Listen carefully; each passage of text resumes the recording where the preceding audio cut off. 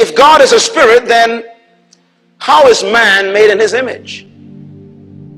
If you don't know what he looks like, then how does the Bible say we are in God's image? Write that question down. How is man in God's image? Let's answer it this morning. How can he be described as having physical characteristics as man if God is a spirit? And thirdly, what does it mean when it says men saw God?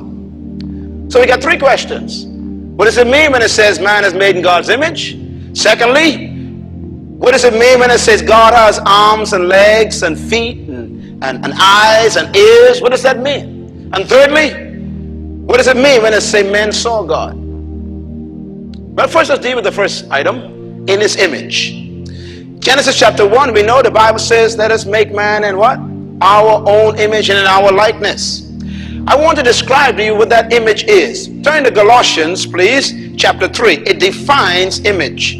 And believe me, friends, it is so simple what image means. The word image in the Hebrew language in which that was written means moral and intellectual character. The moral nature of God.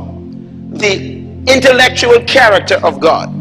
Colossians chapter 1, verse 15. He is the image of the invisible God, the firstborn of all creation. For by him all things were created in heaven and on earth, visible and invisible, whether thrones or powers or rulers or authorities, all things were created by him and for him. He is before all things, and in him all things are held together. Thank God for Jesus. And he is the head of the body, the church. He is the beginning and the firstborn from among the dead, so that everything he might have supremacy. For God was pleased to have all of his fullness dwell in him, and through him to reconcile to himself all things, whether things in heaven, on earth, or in under the earth, to make peace through his blood shed on the cross. Verse 15, he is the image of the invisible God. Now, it describes Jesus as being the image of the invisible God to be made in his image. Look at chapter 3 and verse 9.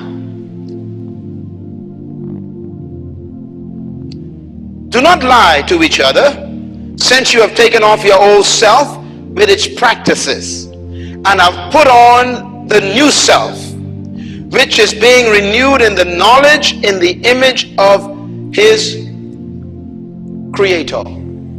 Underline the word knowledge.